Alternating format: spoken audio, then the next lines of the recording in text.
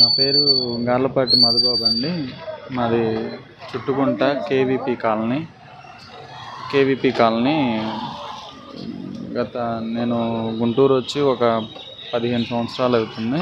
నేను ఇక్కడే మ్యారేజ్ చేసుకున్నాను. కొంచెం చిన్న చిన్న వ్యాపారాలు పెట్టి అప్పులైనవి, కొంచెం లోన్ యాప్స్తో కూడా కొంచెం లోన్స్ తీసుకొని ఉన్నాను. బాగా ఇబ్బందుల వల్ల చేసేదేం లేక ఇట్లా నేను ఆటో డ్రైవర్గా చేస్తాను.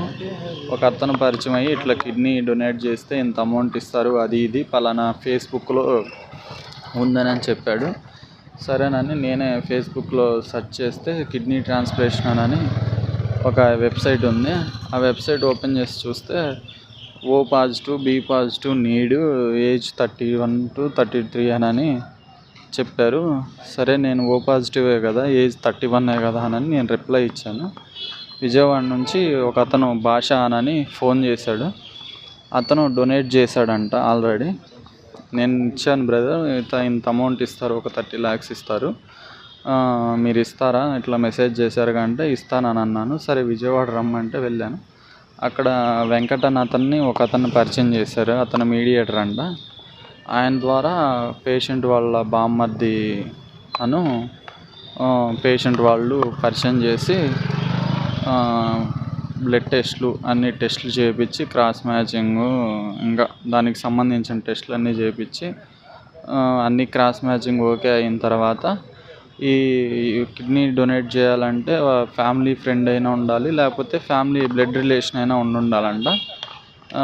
నేను ఏమీ కాదు కాబట్టి నా అడ్రస్లు మొత్తం మార్చారు. వాళ్ళ స్వగ్రామంకి ఫ్యామిలీ ఫ్రెండ్ కింద పెట్టి వాళ్ళకి అనుకూలంగా అన్ని ప్రూఫ్స్, వీడియోస్, మేము ఫ్యామిలీ ఫ్రెండే ఇక్కడే ఉంటున్నాము వాళ్ళ ఊర్లోనే అని చెప్పేసి తీసుకొని లాస్ట్ మంత్ 15వ తారీఖున ఆపరేషన్ చేసి తీసుకున్నారు.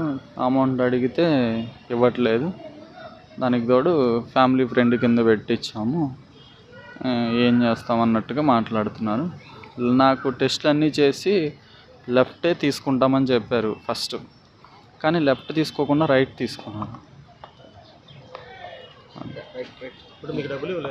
డబ్బులు నవంబర్ నుంచి ఇప్పుడు దాకా మొన్న జూన్ 15 ఆపరేషన్ అయ్యే వరకు నెలవారీ ఖర్చులకి, అంటే ఇంట్లో వాళ్ళు పట్టించుకుంటే అలానో టిప్కి ఒక 5,000, 15,000, నెలకు ఒక 15,000 అట్లా ఫోన్ చేసి వేస్తూ వచ్చారు.